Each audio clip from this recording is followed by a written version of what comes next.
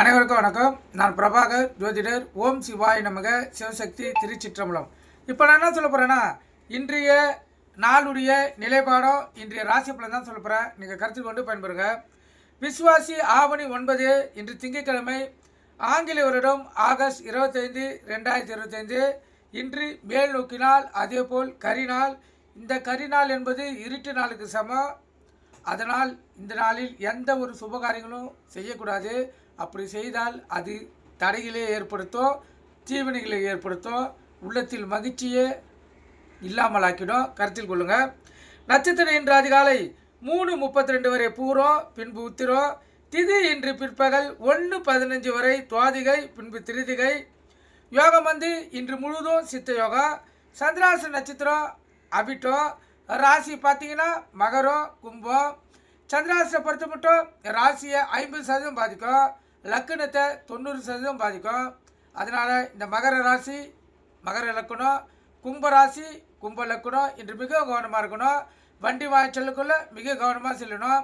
போக்குவரத்து விதிமுறைகளை கடைபிடித்து செல்லணும். எக்காரத்து கொண்டும் வண்டி இயக்கி கொண்டு மொபைல் ஃபோனில் பேசக்கூடாது. சிந்தனைகள் சிதறி விபத்துகள் ஏற்படுறதுக்கு அதிக வாய்ப்பு ஏற்படுத்திடும். அதேபோல் வண்டி எடுக்கக்குள்ளே அனைத்தும் சரியாக தான் பார்க்கணும். முக்கியமாக பிரேக் பிடித்தா பார்த்து தான் வண்டியே எடுக்கணும். அதே போல் தொலைதூர பயணங்கள் மேற்கொள்கிறவங்க, தொலைதூர அலுவலகம் செல்கிறவங்களாம் கொஞ்சம் முன்கூட்டியே கிளம்புங்க. ஏன்னா சந்திராசனம் தடங்கல், பிரச்சனை, விபத்து, பகை, சண்டை சச்சரவு, கணவன் மனைவியுடைய பிரிவினை அனைத்தையும் ஏற்படுத்தும். அதனால் கொஞ்சம் முன்கூட்டியே கிளம்பி பாதுகாப்பாக நீங்கள் போய் சேரலாம். அதே போல் தொலைதூர பயணங்கள் மேற்கொண்ட சூழ்நிலை இருந்துச்சுன்னா, இப்போ ரயில் பயணிகளே எடுத்துங்க, டிக்கெட் எடுத்தீங்களா பாருங்கள், போதுமான பணம் எடுத்துனீங்கன்னா பாருங்கள். இதெல்லாம் பார்த்துட்டு தான் இந்த சந்திராசம் இருக்கக்குள்ளே கிளம்பணும். சந்திராசம் இருக்கக்குள்ளே உங்களுக்கு தெரிஞ்சு சந்திராசனா அந்த நாளை தவிர்க்கணும். தொலைதூர பயணங்களாம் மேற்கொள்ளக்கூடாது. சந்தர்ப்ப சூழ்நிலை கண்டிப்பாக போயே தீர வேண்டும் என்ற சூழ்நிலை வந்துடுச்சுன்னா கவனமாக செல்லுங்கள். ஏன்னா இந்த விபத்துகள், கூட்டு மரணங்கள், இப்போ பஸ்ஸில் போகல திருவண்ணாமலை கோயிலுக்கு போவாங்க, திடீர்னு ஆக்சிடென்ட் பஸ்ஸு, இதிலெல்லாம் பார்த்தீங்கன்னா கண்டிப்பாக அந்த சந்திராசம் சம்மந்தப்பட்டு இருக்கும். சந்திராசம் இல்லாதவங்க லேசான காயத்தோடு தப்பிச்சுப்பாங்க. சந்திராசம் இருக்கிறவங்க கை போயிடும், இல்லை கால் போயிடும், இல்லை உயிரே கூட போயிடும். கருத்தில் கொள்ளுங்கள். அதனால் சந்திராசம் இருக்கக்குள்ள தொலைதூர பயணங்கள் தவிர்க்கிறது நல்லது. நீங்கள் கருத்தில் கொண்டு பயன்பெறுங்க. நல்ல நேரம் காலை 6:15 7:15, மாலை 4:45 5:45. இந்த கௌரி நல்ல நேரம் காலை 9 10, மாலை 7:30 8:30. இந்த கௌரி நல்ல நேரத்தில் புதுமண தம்பதிகளுக்கு சாந்தி முகூர்த்தம் அமைப்பது, குழந்தை பாக்கி இல்லாதவங்கள் பயன்படுத்துவது, எந்த ஒரு நல்ல காரியமாக இருந்தாலும் இந்த கௌரி நல்ல நேரத்தை பயன்படுத்தினால் வாழ்க்கையில் நீங்கள் வெற்றிகள் பெற்று சிறப்பான வாழ்க்கையை உங்களால் வாழ முடியும். கருத்தில் கொள்ளுங்கள். என கௌரி நல்ல நேரம் ஆதி காலத்திலிருந்து பயன்படுத்தப்படுவது, விஞ்ஞானம் இல்லாத நேரத்திலிருந்து பயன்படுத்தப்படுவது.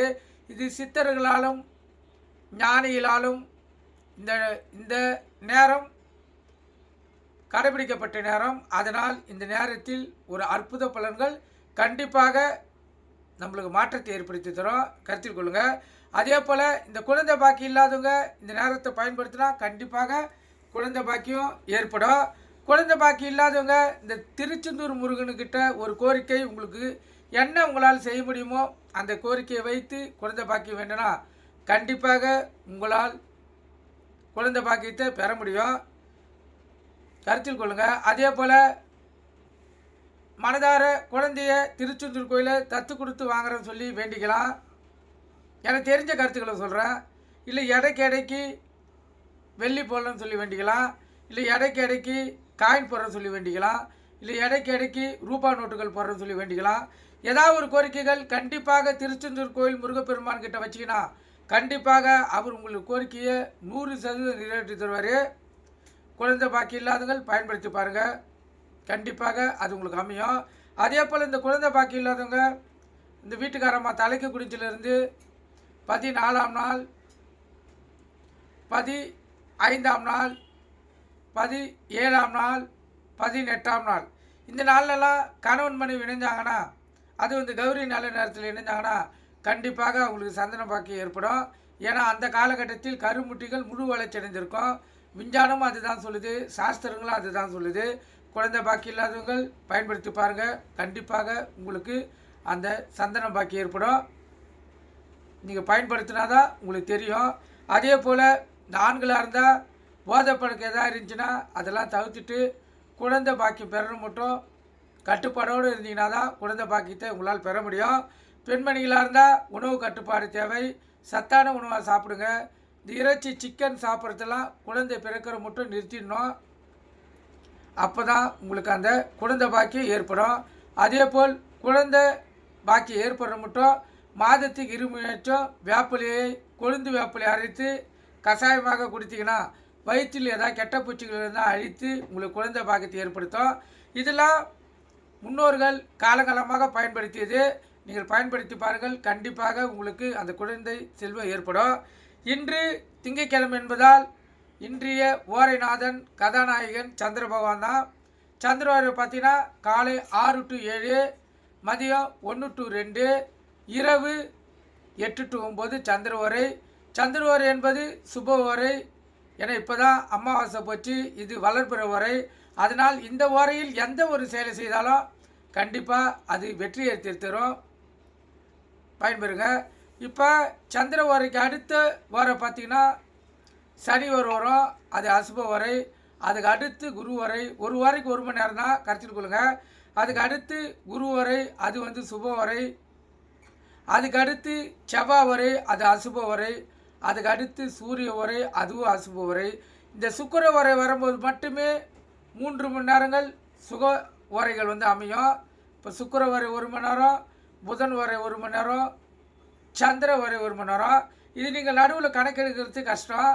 அதனால் எந்த ஒரு சுபகாரியங்கள் செய்யணுனாலும் வெள்ளிக்கிழமையை பயன்படுத்துங்க. ஏன்னா அந்த வெள்ளிக்கிழமை கதாநாயகன் சுக்கிர பகவான் தான். அவரு வர காலையில் 6 to 7. அப்படியே கணக்கெடுத்தினா காலை 6 to 7 சுக்கிர வர, 7 to 8 புதன் வர, 8 to 9 சந்திர வர. இந்த 3 மணி நேரத்தை நீங்கள் பயன்படுத்தலாம். அதே தான் மதியம் 1லேருந்து 3 மணி, 1லேருந்து 2, 2லேருந்து 3, 3லேருந்து 4, 1லேருந்து 4 மணி நேரம் பயன்படுத்தலாம்.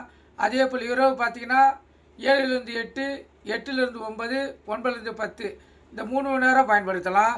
இதெல்லாம் வந்து இந்த குழந்தை பாக்கி இல்லாதவங்க, வாழ்க்கையில் வெற்றியே பெற முடியாது நினச்சினுங்கிறவங்க, கல்வியில் சிறந்து விழுங்குறவங்க, இதெல்லாம் இந்த வெள்ளிக்கிழமை பயன்படுத்தினால் கண்டிப்பாக அவங்களால் வாழ்க்கையில் ஜெயிக்க முடியும், வெற்றி பெற முடியும். பயன்படுத்தி பாருங்கள். படிக்காத குழந்தையும் படிக்கும். அந்த வெள்ளிக்கிழமை அந்த 3 மணி நேரத்தில் காலைல 6லேருந்து 9, இரவு 8லேருந்து 10 பயன்படுத்துங்க. கண்டிப்பாக நீங்கள் எதிர்பார்த்த எந்த ஒரு காரியமும் வெற்றி அடையும். நீங்கள் கற்றுக்கொண்டு பயன்பெறுங்க. ராவுகாலம் காலை 7:30லேருந்து 9, யமகண்டம் காலை 10:30, 12, குளிகை மதியம் 1:30 to 3. குளிகைனா மாந்தினா குளிகை. இந்த காலகட்டத்தில் எந்த ஒரு நல்ல காரியமும் கெட்ட காரியமும் செய்யக்கூடாது. அது தீவினையே ஏற்படுத்தும். சூளை வந்து கிழக்கு. கோயிலுக்கு சென்றால் கிழக்கு சைடு பார்த்து தான் கற்பூரமும் விளக்கை ஏற்றணும். அப்போ தான் உங்களுடைய கோரிக்கைகள் நிறைவேற்றப்படும். ஏன்னா இன்று கிழக்கு தசநாதர் வழி நடத்துகிறார். அவர் வழியிலே சென்றால் மட்டுமே உங்களுடைய வேண்டுதல்கள் மிக விரைவில் நிறைவேற்றப்படும். இப்போ வேறு திசையை பார்த்து நீங்கள் விளக்கு கற்பூரம் ஏற்றினீங்கன்னா காலதாமதமாக உங்களுடைய கோரிக்கைகள் நிறைவேற்றப்படும். கருத்தில் கொள்ளுங்கள். நம்ம ஒரு இடத்துக்கு செல்கிறோன்னா அது கரெக்டான வழியில் சென்றால் மட்டுமே கரெக்டான இடத்தில் போக முடியும். சுற்று வழியில் மாற்றுப்பாதை சென்று விட்டால் நம்ம எவ்வளோ தூரத்துக்கு சென்று வருகிறோமோ அந்த அளவு போல தான் இந்த தசநாதர்களும் வழி நடத்துவாங்க. கருத்தில் கொள்ளுங்கள். இப்போ ராசி பலன் பார்க்கலாம். முதல் ராசி மேசராசி. மேசராசியை பொறுத்த மட்டும் பண வரியும் பொருள் வரியும் எது இல்லைனாலும் உடல் வாதிகள், உடல் சோர்வு, உடல் ஒரு அடித்து போட்டாப்பல் இருப்பது, இதெல்லாம் வரதுக்கு அதிக வாய்ப்பு. அதனால் இன்று மேசராசிக்காரர்களுக்கு உணவு கட்டுப்பாடு தேவை. உங்கள் இஷ்ட தெய்வத்தை குல தெய்வத்தை வணங்கிட்டு இந்த நாள் நீங்கள் செலவு செய்யுங்க. ரிஷப ராசியை பொறுத்த மட்டும் நாள் சுமாராக கூட அதிகம் கீழக்குது. அதிகப்படியான செலவுகள், பகைகள், பிரச்சனைகள், கணவன் மனைவியுடைய மோதல் போக்கு, அலுவலகத்தில் சக ஊழியர்கிட்ட பிரச்சனைகள், இதெல்லாம் வரத்துக்கு அதிக வாய்ப்பு இருக்குது. அதனால் மௌனம் காத்து அமைதியாக இருந்து இந்த நாளை செலவு செய்யுங்க. அப்போ தான் உங்களுக்கு இந்த நாள் சிறப்பான நாளாக அமையும். உங்கள் இஷ்ட தெய்வத்தை குல தெய்வத்தை இந்த ரிஷப ராசிக்காரர்கள் வழங்குங்க. மிதுன ராசியை பொறுத்த மட்டும் நாள் அற்புதம். சாதனைகள் செய்து பாராட்டுகளை பெறக்கூடிய நாள், சிறப்பான நாள் மிதுன ராசிக்காரர்களுக்கு. கடக ராசியை பொறுத்த மட்டும் நாள் சுமாராக கூட இல்லை, அதிகம் கீழே இருக்குது. அதிகப்படியான பிரச்சனைகள், கவலைகள், பண விரயங்கள், உடல்வாதிகள் இதெல்லாம் ஏற்படுறதுக்கு அதிக வாய்ப்பு. அதனால் மிகவும் கவனமாக இருந்து உங்களை தற்காத்து கொள்ளுங்கள். உங்கள் இஷ்டத்தை குலத்தை வணங்கிட்டு இதனால் நீங்கள் செலவு செய்யுங்க. சிம்மராசியை பொறுத்த மட்டும் நாள் அற்புதம். நட்பு வட்டாரங்கள் விரிவடைய நாள். இன்று நீங்கள் பாலிய நண்பர்களை பார்ப்பீர்கள். அவங்க மூலம் இன்று பொழுதை கழிப்பீர்கள். மகிழ்ச்சிக்கும் குறை இருக்காது. அற்புதமாக இந்த நாள் செல்லும். சிம்மராசிக்காரர்களுக்கு சிறப்பான நாள். கன்னிராசியை பொறுத்த மட்டும் நாள் அற்புதம். ஒரு கீர்த்தியோ உள்ள மகிழ்ச்சியோ ஏற்படுகிற நாள். மனம் அதாவது உள்ள மகிழும். கணவன் மனைவியுடைய ஒற்றுமை நெருக்கமும் அதிகமாக இருக்கும். அதே போல் சக ஊழியர்கிட்டையும் ஒத்துழைப்பும் ஆதரவும் கிடைக்கும். அலுவலகத்தில் மேலதிகாரிகளும் உங்களுக்கு பாராட்டுவாங்க. அற்புதமான நாள் கன்னிராசிக்காரர்களுக்கு. துளாராசியை பொறுத்த மட்டும் நாள் சிறப்பு. இரட்டிப்பு லாபம் பெறக்கூடிய நாள். இந்த தக்காளி, வெங்காயம், காய்கறி, கீரை வகை வைக்கிறவங்க இரட்டிப்பு லாபத்தை பார்க்கலாம். அற்புதமான நாள் துளாராசிக்காரர்களுக்கு. விருச்சிக ராசியை பொறுத்த மட்டும் நாள் சுமாராக கூட இல்லை, அதுக்கும் கீழே இருக்குது. பண வரியும் பொருள் வரியும் தொட்டதெல்லாம் தடங்கள், பிரச்சனைகள், பகைகள் இதெல்லாம் வர்றதுக்கு அதிக வாய்ப்பு. அதனால் உங்களுடைய மனதை அடக்கி, ஏன்னா கோபம் வர்றதுக்கு அதிக வாய்ப்பு இருக்குது. அடக்கி இந்த நாளை செலவு செய்யுங்க. உங்கள் இஷ்ட தெய்வத்தை குல தெய்வத்தை வணங்குங்க. இந்த நாள் சிறப்பான நாளாக உங்களுக்கு அமையும். தனுசு ராசியை பொறுத்த மட்டும் நாள் அற்புதம். நலமான நாள், சுகமான நாள், மகிழ்ச்சிகரமான நாள், உள்ள மகிழும். கணவன் மனைவியுடைய ஒற்றுமை நெருக்கமும் அதிகமாக இருக்கும். அதே போல் அலுவலகத்திலையும் மதிப்பு மரியாதை உயரும். அற்புதமான நாள். நீங்கள் கேட்ட இடத்திலிருந்து உங்களுக்கு பணங்கள் கிடைக்கிறதுக்கு அதிக வாய்ப்பு இருக்குது. சிறப்பான நாள். மகர ராசியை பொறுத்த மட்டும் பண வரியும் பொருள் வரியும் எது இல்லைனாலும் உடல்வாதிகள் வரக்கூடிய நாள் இது.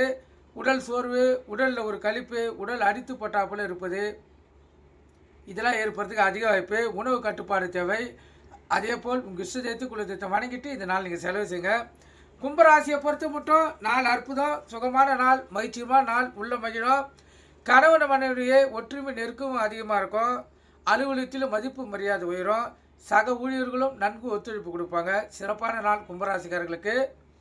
மீனராசியை பொறுத்த மட்டும் நாள் அற்புதம். மேன்மையான நாள், மகிழ்ச்சிகரமான நாள், உள்ள மகிழும். கணவன் மனைவியுடைய ஒற்றுமை நெருக்கமும் அதிகமாக இருக்கும். அதே போல் இரட்டிப்பு லாபத்தையும் பெறக்கூடிய நாள். இந்த சிறு தொழில் செய்கிறவங்க, தக்காளி, வெங்காயம், பூண்டு, காய்கறி விற்கிறவங்க இன்று இரட்டிப்பு லாபத்தை பார்க்கலாம்.